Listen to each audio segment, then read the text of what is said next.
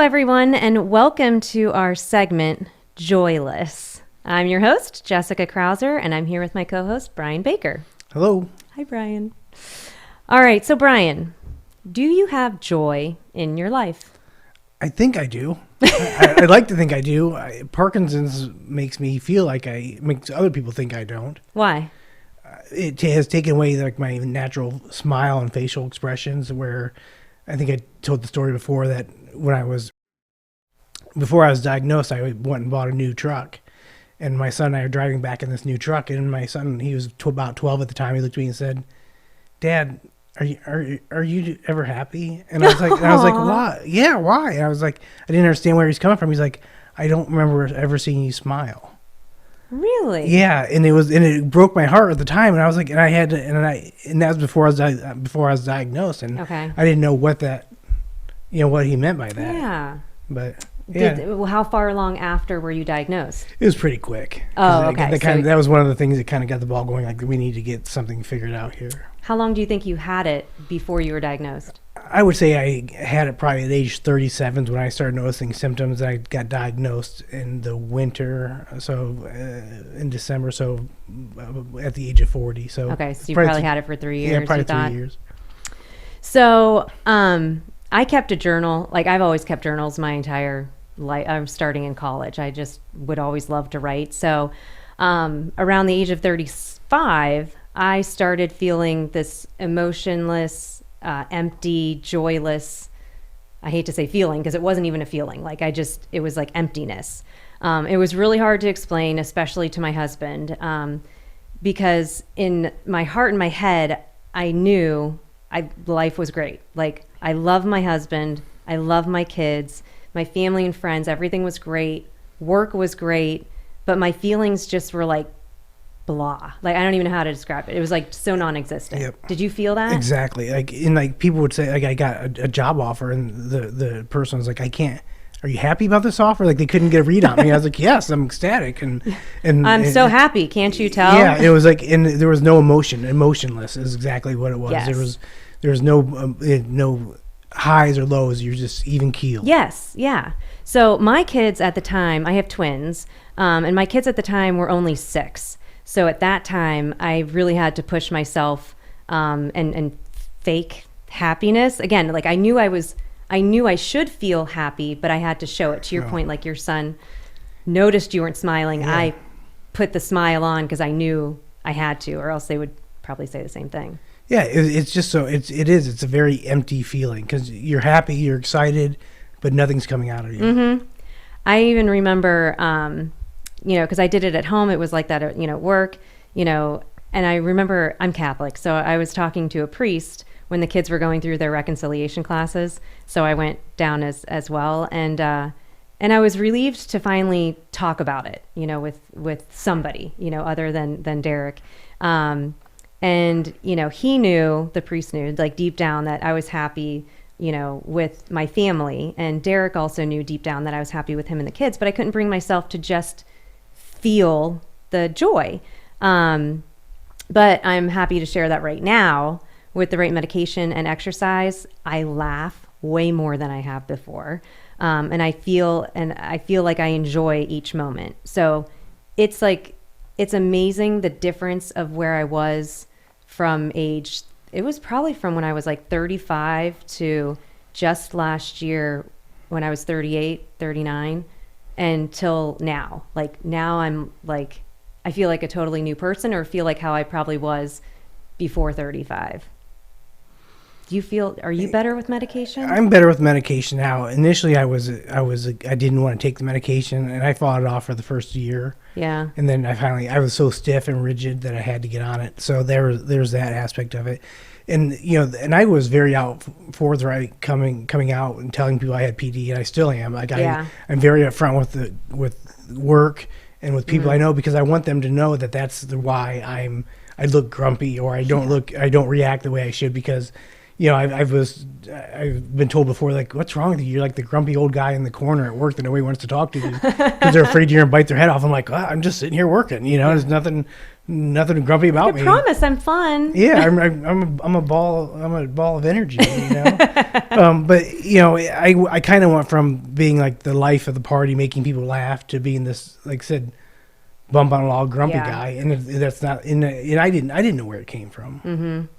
Yeah, I don't know if I didn't connect it to PD right away. So when I started having those feelings and then all my symptoms of like the tension, the rigidity, like I was just writing things down. And then finally, when I went to go see my movement specialist, I pulled everything together and I'm like, this is like over the span of the past 2 years, I've had this like symptom that you can see like from a movement standpoint, but these are all the things I'm feeling that are also really important from being diagnosed with Parkinson's. A lot of people, it does have to do with cognitive behavior and your emotions. It's not just shaking. It's not just movements. I'd find myself sometimes tearing up or crying over the dumbest things, like lost puppies or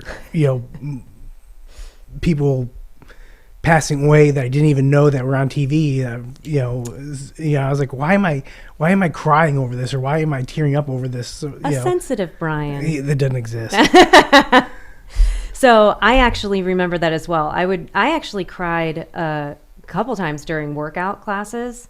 And again, I have no idea why. I would be working out, but I would be in that, I don't know if it was like a depressed state, but it was just like that dark cloud that you couldn't shake. Yeah. And I remember just like, crying, and again, not always a reason that I would do it. And sometimes it was just like, I just had this, the feeling of emptiness, but the feeling of a dark cloud. Sometimes it was also because I'd see other Parkinson's friends, like within our exercise class. I would see how far that they were their progression was going. Or I'd, be at the gym and I'd look to see this is what my life might look like in the future. And, now I'm okay with it, but I think some of that may have sparked some of the sadness too. That's the scariest thing that ever hit me face forward, or hit me right in the face, was that so when I got diagnosed, they said, you're going to see people, you're going to read stuff, you're going to read these are worst case scenarios. And I was in the gym around people with Parkinson's, and I never saw the worst case scenario. I saw older people in their 70s and late 80s, and even up in the late 80s that had Parkinson's, that were working out, living good lives. And then I went to a symposium where I saw the real what Parkinson's really can look like, where people can't walk. And I literally had to stop myself from driving off a cliff that day. I was like, if this is how it's going to end up, I'll just take care of it now. Because, I've told people that story. Like it smacked me in the face when you start to see what this, but the people are like, everybody's different. You're exercising, you caught it young, but there is that scary time where you're like, I don't want to be, and it, not being able to take care of myself. Yeah, because we don't know what's going to happen. No, and that's the scary part about Parkinson's. Yeah, it's like it can go any which way. We have no control. The only control we do have is taking medication, and exercising is shown to help slow the progression. So continuing to do that, I think, we're seeing that it does help, at least with the older patients that we have. Right. In our community. I had people tell me before, like, maybe don't go to those classes, like don't go to Parkinson's classes, so that you're not, maybe that's why you're feeling depressed or why you're sad all the time, because you're seeing it and you're in front of it. Then I thought about it. I'm like, did I ever stop going to a nursing home to see my grandma? Because everybody ends up old, right? I enjoy the community, and I enjoy the knowledge that I get from the people that have been dealing with this for a longer period of time. And like I said, and the way I look at it is, if somebody that is in their 60s, 70s and up can get up there and work out, there's no reason I can't get out of bed and work out. Yep. Is it crazy to you? Like, I was thinking about, when I had those like dark days, and again, it felt like a cloud was like lifted up, and now I'm hyper aware of it, that if I do get into that mood again, I know, okay, this is going to pass. You just kind of have to ride it out. and it'll be better. Do you ever think that? Yeah, I mean, I've said this a lot lately. I think this disease is so screwed up. There are days where you can't even tell I have Parkinson's. You wouldn't even know it if you saw me walking down the street. You wouldn't know it.